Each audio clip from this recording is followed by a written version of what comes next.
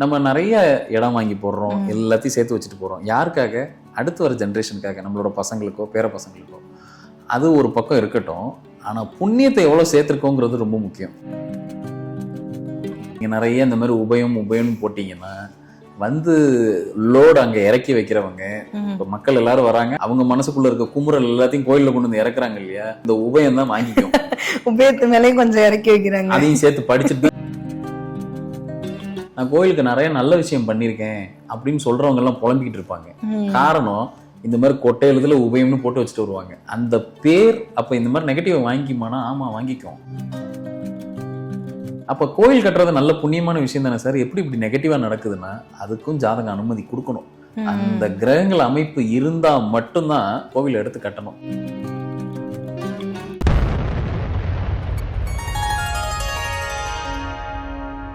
Sri மகாஸ் infinity நேயர்களுக்கு நர்மதாவின் அன்பான வணக்கம்.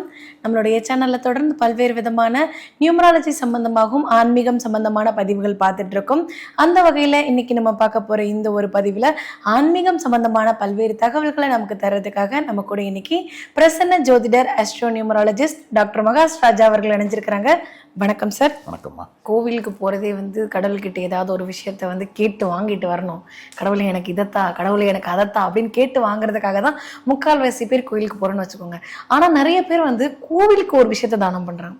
கோவிலுக்கு ஒரு கோதானம் பண்றதோ, இல்ல கோவிலுக்கு ஏதோ ஒரு விஷயங்கள் தேவைப்படுறத நம்ம தானம் பண்றதோ, அந்த மாதிரி பண்றவங்களுக்கு என்ன மாதிரியான சேஞ்சஸ் அவங்க வாழ்க்கையில் நடக்கும் சார்?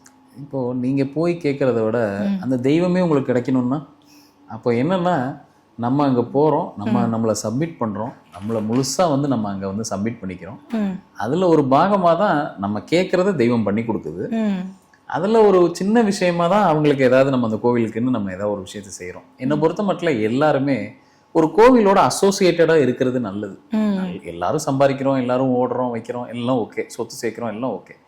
பட் இந்த மாதிரியான ஒரு சில தெய்வ காரியங்களில் நம்ம கொஞ்சம் நம்மளை ஈடுபடுத்திக்கிறது ரொம்ப நல்லது. காரணம் என்ன அப்படின்னா, நம்ம நிறைய இடம் வாங்கி போடுறோம், எல்லாத்தையும் சேர்த்து வச்சுட்டு போகிறோம். யாருக்காக? அடுத்து வர ஜென்ரேஷனுக்காக, நம்மளோட பசங்களுக்கோ பேர பசங்களுக்கோ. அது ஒரு பக்கம் இருக்கட்டும். ஆனால் புண்ணியத்தை எவ்வளோ சேர்த்துருக்கோங்கிறது ரொம்ப முக்கியம். ரொம்ப முக்கியம் சார். அதுதான் ரொம்ப ரொம்ப முக்கியம். நீங்கள் கொடுத்துட்டு போகிற சொத்தை எது காப்பாற்ற போகுதுன்னா, உங்கள் புண்ணியம் தான் நாளைக்கு அந்த சொத்தை காப்பாற்றி கொடுக்க போகுது பசங்களுக்கு. சொத்து வாங்குறது பெரிய விஷயம் இல்லை. அப்போ ஒரு பக்கம் என்ன பண்ண, இதை நம்ம தான் டிவைட் பண்ணிக்கணும். கொஞ்சம் பணத்தை எடுத்து சொத்து வாங்குறது, மற்ற விஷயங்களுக்கு நம்ம ஸ்பெண்ட் பண்ணணும், ஃபேமிலிக்கு ஸ்பெண்ட் பண்ணணும். உறுதியாக அவங்களுக்கு தான் முதல் அட்டென்ஷன் இதில் கொடுக்கணும். ஆனால் அதில் ஒரு சொற்ப அமௌண்ட்டாவது இந்த மாதிரியான தெய்வ காரியங்களுக்கு நம்ம ஸ்பெண்ட் பண்ண முதல்ல பழகிக்கணும்.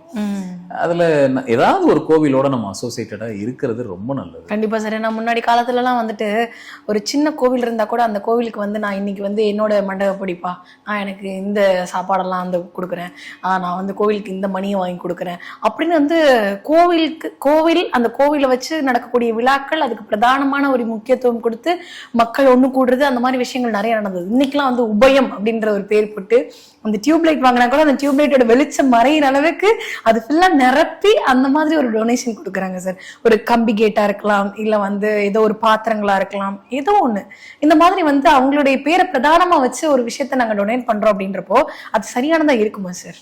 நீங்க பாருங்க, இன்னைக்கு பார்த்தாலும் சரி, நாளைக்கு கூட பாருங்க, நம்ம கோயில்ல அப்படி ஒரு விஷயம் இருக்கவே இருக்காது. யார் என்ன கொடுத்தான்றது வெளியில தெரியவே தெரியாது. இன்ஃபேக்ட் சொல்ல போனா, நானோ இல்லை என்னோட தந்தையாரோ யாருமே, நாங்களே இன்னும் எங்களோட பேரை பெருசா இப்படி எல்லாம் போட்டுக்கணும் அப்படிலாம். அது ஏன்னா இது ஒரு ட்ரெண்ட் ஆயிடுச்சு. அது உண்மைதான்.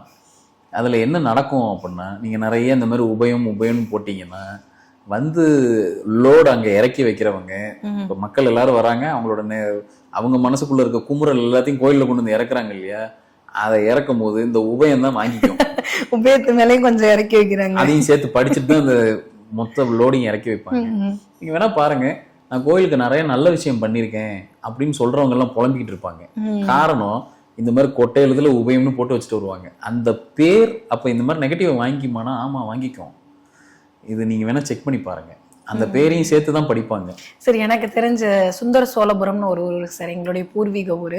அங்கே எங்க ரிலேட்டிவ் ஒருத்தவங்க காலங்காலமாக அது ரொம்ப பழமையான ஒரு கோவில் சார். மன்னர்கள் ஆட்சி காலத்தில் கட்டப்பட்ட ஒரு கோவில், சிவன் கோவில். அங்கே அம்பாள் சன்னதிக்கு நேராக ஒரு வாசல் எடுத்து விட்டுடலாம். நான் நேரா போறப்போ அந்த சிவன் ராத்திரிக்கெல்லாம் கூட்டம் நிறைய வருது. அப்போ உள்ள வரவங்க வெளியில போறதுக்கு ரொம்ப தடுமாறுறாங்க. அதனால ஒரே ஒரு வாசல் தான் இருக்கு, அதை சைட்ல ஒரு வாசல் போட்டுடலாம்னு சொல்லிட்டு கரெக்டா அம்பாள் சன்னதிக்கிட்ட ஒரு ஒரு கேட், ஒரு காம்பவுண்ட் வால்ல உடைச்சு ஒரு வே மாதிரி வச்சாங்க சார். அந்த வழி வச்சதுக்கு பிறகு அவங்க வாழ்க்கையில வந்து நல்ல growth இருந்தது, சூப்பரான ஒரு வீடு கட்டியிருந்தாங்க. அந்த வீடுக்கு லோன் கட்ட முடியாம போச்சு. அதுக்கப்புறமா கோவிட் வந்து அவங்க இப்ப இல்லை. ஸோ இவ்வளோ பிரச்சனை, கோவிலுக்கு நல்லது தானே செய்ய போனாங்க, பட் ஏன் இவ்வளோ பெரிய பிரச்சனையில கொண்டு வந்து விட்டுது அப்படின்ற ஒரு சந்தேகம் எனக்கு ரொம்ப நாள் இருந்தது. இப்போ நீங்கள் சொன்னதுனால இந்த ஒரு விஷயம் நான் கேட்குறேன் சார். அப்போ கோவிலுடைய விதிகள் இல்லை கட்டப்பட்ட ஒரு முறையை நம்ம மாற்றி அமைச்சோம் அப்படின்னா ஏதாவது பிரச்சனை வருமா? இதில் நிறைய பிரச்சனைகள் என்ன கேட்டு வராங்கன்னு இப்போ சமீபத்தில் இப்போ எல்லாருக்கிட்டையும் பணம்னு ஒரு விஷயம் இருக்கு. அப்படி எட்டி பிடிக்க முடியாத விஷயமா இல்லை. இன்னைக்கு உழைச்சா பணம் வரும், உழைக்கிறதா இல்லை. நிறைய பேருக்கு இருக்கிற ஒரு ஆசை என்னன்னா, நம்ம ஒரு கோயில் கட்டலாமா, நான் ஒரு பாபாக்கு ஒரு கோயில் கட்டலான்னு இருக்கேன், இல்லை வேற யாராவது ஒரு தெய்வத்துக்கு ஒரு சின்ன கோயில் கட்டலான்னு இருக்கேன். இப்படி கேட்டு வரவங்க நிறைய பேர் இருக்காங்க. நான் அவங்க கேட்கும் போது நான் பிரசனத்தில் நான் முதல்ல உங்களோட பர்சனல் ஹாரோஸ்கோப்பில் உங்களோட சுய ஜாதகத்தில் அதுக்கான அமைப்பு இருக்கான்னு பார்த்துக்குங்க. அப்படி இருந்தால் மட்டும் கோவிலை நீங்கள் எடுத்து பண்ணுங்க. இப்போ இத்தனை கோடி பேர் இருக்கோன்னா எல்லாருக்கும் அந்த அமைப்பு இருக்குமானா இல்லை. யாரையாவது ஒருத்தரை தான் செலக்ட் பண்ணி அந்த அமைப்பை கொடுத்துருப்பாங்க. அப்போ அவங்க பின்னாடி தான் நம்ம போய் நின்னாகணும், வேறு வழி இல்லை. சரி, அதை மீறி பண்ணால் என்ன ஆகும்னா நம்மளை விட்டுறோம், நம்மளோட அடுத்த ஜென்ரேஷனை கண்டிப்பாக கை வச்சிரும். அதுக்கு சில அமைப்பு இருக்குது. அந்த அமைப்பு இருந்தால் மட்டும் கோவிலை நம்மளே டைரெக்டாக எடுத்து கட்டலாம். ஒரு இடமா வாங்கி, இல்லை ஏற்கனவே இருக்கிற கோவிலை இன்னும் கொஞ்சம் ஃபர்னிஷ் பண்ணி நம்ம நல்லாவே கட்டலாம், மேலே எடுத்து செய்யலாம். அப்போ கோயில் கட்டுறது நல்ல புண்ணியமான விஷயம் தானே சார். எப்படி இப்படி நெகட்டிவாக நடக்குதுன்னா அதுக்கும் ஜாதகம் அனுமதி கொடுக்கணும். அந்த கிரகங்கள் அமைப்பு இருந்தா மட்டும்தான் கோவில் எடுத்து கட்டணும். மீறி பண்ணா என்ன சார் ஆகும் அப்படின்னா, அவங்கள கட்டினவங்களை கம்முன்னு விட்டுரும், அடுத்த ஜென்ரேஷனை வளர விடாது, போட்டு ஒரே அமுக்கா அமைக்கணும். அப்போ சிவராஜ யோகம்னு ஒரு யோகம் இருக்கு, அது இருந்தா மட்டும் கோவில்ல டைரக்டா இன்வால்வ் ஆகுங்க. அப்போ நீங்க கொஞ்ச நேரத்துக்கு முன்னாடி தான் வந்து எல்லாரும் சொன்னீங்களே கத்த எடுத்துக்கலாமே, எல்லாரும் ஒரு தெய்வ காரியங்களில் ஈடுபடலாமேன்னா, இந்த சிவராஜ யோகம் இருக்கிறவங்களும் முன்னாடி நிறுத்திட்டு நீங்க அதுல ஒரு டோனரா இருக்கலாம். நீங்க முன்னாடி எடுத்து நடத்துறதுக்கு தான் உங்களுக்கு சிவராஜ யோகம் வேணுமே தவிர, ஏற்கனவே அந்த மாதிரி இருக்கிறவங்க இல்ல ஒரு தர்மகர்த்தா இருப்பாங்க ஒரு கோவிலுக்கு, அந்த மாதிரி முன்னிலையில இருப்பாங்க. நீங்க அப்படிலாம் பாத்தீங்கன்னா நிறைய காவல் தெய்வத்தோட கோவில்ல, ரொம்ப உக்ர தெய்வத்தோட கோவில் கும்பாபிஷேகம் நடந்து முடிஞ்ச உடனே யார் அதை பிரதானமா எடுத்து நடத்தினாங்களோ அவங்க உயிரோட இருக்க மாட்டாங்க. செக் பண்ணி பாருங்க, நிறைய அந்த மாதிரி கோவில்ல நடக்கும். இயற்கையா மரணம் ஆயிடுவாங்க, இல்ல அவங்க மரணம் என்னன்னு தெரியாம போயிடும்.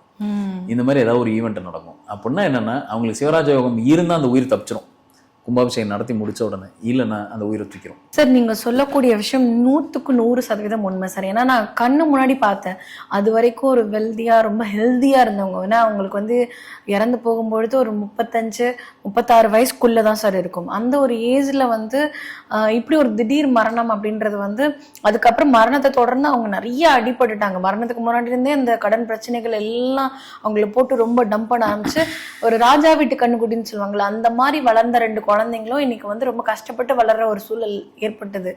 ஆனா அவர் எந்த தப்புமே பண்ணல, எந்த கெட்ட பழக்கமும் இல்லை. அவர் பண்ணது கோவிலுக்கு நல்லது செய்யணும்னு நினைச்சாரு, ஆனா இப்படி ஆயிடுச்சு. அது எப்படி சார்? அவங்களுக்கு தெரியல ஜாதகத்துல அப்படி ஒரு அமைப்பு இருந்தாதான் பண்ணணும்ன்றது தெரியல. தெரியாம பண்ணா கூட கடவுளுக்கு வந்து நல்லதானே பண்றான், நம்ம ஏன் அவனை போட்டு இவ்வளவு அடி அடிக்கிறோம்னு நினைக்க மாட்டாங்களா சார்? இப்போ கொஞ்சம் யோசனை பண்ணி பாருங்க, இவ்வளோ பெரிய ஒரு கோவில ஆஸ் அ ஃபேமிலியா நாங்க பண்ணியிருக்கோம் அப்படின்னா பெரிய விஷயம் சார், ரொம்ப பெரிய விஷயம். வந்து எவ்வளோ பெரிய ஒரு கிக் பேக்கை நாங்க சந்திச்சுட்டு வந்திருப்போம் சார். சிவன் கோவில் கட்டணும்னு 5-6 தலைமுறைகளை தாண்டி கூட கட்ட முடியாம நின்று போன கோயில்கள் எவ்வளவோ இருக்கு சார். ஏன்னா சிவனுடைய அனுமதி இல்லைன்னா அங்க ஒரு செங்கலை கூட நம்மளால வந்து வைக்க முடியாது. இந்த நூற்றாண்டுல தைரியமா சொல்லலாம், இந்த நூற்றாண்டுல நீங்க மற்ற தெய்வங்களுக்கு ஒரு விநாயகர் கோவிலோ மற்ற எல்லா தெய்வங்களுக்கும் ஒரு கோவில் கட்டி கும்பாபிஷேகம் பண்ணுறது, புது கோவில் கட்டுறது, ஏற்கனவே இருக்கிற கோவிலை புனரமைக்கிறது எல்லாமே செஞ்சாலும் ஒரு சிவன் கோயில் கை வைக்கிறதுங்கிறது கிட்டத்தட்ட நீங்கள் திருப்பி மறுபிறவி எடுக்கிற மாதிரி. இப்போ என்னை கேட்டிங்கன்னா நான் மறுபிறவி தான் வாழ்ந்துட்டு இருக்கேன்னு தான் சொல்லுவேன் அந்த கும்பாபிஷேகம் முடிச்சதுக்கப்புறம். ஏன்னா இது எனக்கு வந்து ஒரு எக்ஸ்டெண்டட் லைஃப் அப்படின்னு தான் சொல்லுவேன். காரணம் என்ன அப்படின்னா, ஒரு கோவிலுங்கிறது என்ன, எல்லாரோட கர்மாவும் அந்த இடத்துல வந்து 0 ஆகுது. அப்போ எல்லாரோட கர்மாவை தீர்மானிக்கிற ஒரு இடமா நம்ம அமையறது காரணமா இருந்தா அந்த கர்மம் நம்மளை சும்மா விடுமா? கண்டிப்பா பிரச்சனை. அவ்வளோ லேஸ்ல எல்லாரையும் ரிலீஸ் பண்ணி விட்டுருமா? அப்புறம் எதுக்கு இந்த பூமி, அப்புறம் எதுக்கு எல்லாருக்கும் இப்படி ஒரு பிறப்பு, எல்லாருக்கும் எதுக்கு இப்படி ஒரு லைஃப்? இதெல்லாம் இந்த கர்மா பத்தி நம்ம படிக்கும்போது நல்ல பெருசா இதை பத்தின ஒரு டீப் நாலேஜோட உள்ள போகலாம். அப்போ சப்ஜெக்ட் என்னன்னா, இந்த மாதிரி நம்ம ஒரு விஷயத்துல இன்வால்வ் ஆகிறோம்னா நிச்சயமா நம்மளை உரசி பார்க்காம போகாது. அதுக்கு நம்ம காரணம் அதை கண்டிப்பா நம்மளை அடிக்காம போகாது. ஆனால் அதுக்கப்புறம் இன்னும் ஒரு லைஃப் இருக்கு இல்லையா? ஒரு கோவில் கட்டுறதுங்கிறது ஒரு பிறவியில் நம்ம தீர்மானித்து நடக்கிற விஷயம் இல்லை. அது நிச்சயமாக நம்மளோட சந்ததியை பெரிய அளவில் வாழ்த்தோம். ஆனால் யாரையா ஒருத்தரை கை வைக்காம கூடாது. அதனால தான் எப்பயுமே கோவில் கட்டினவங்கள எத்தனையோ முறை நம்மளால் எவ்வளோ முடியுமோ அவ்வளோ நமஸ்காரம் பண்ணலாம். ஏன்னா நமக்காக அவங்களோட லைஃப்பை தியாகம் பண்ணுற மாதிரி அது. ஸோ ரொம்ப செலக்டிவான ஆன்மாக்களுக்கு தான் அதுக்கான அனுமதியே கிடைக்கும். ஒரு கோவிலை எடுத்து நடத்துறதுக்கோ, ஒரு கோவிலை எடுத்து செய்கிறதுக்கோ.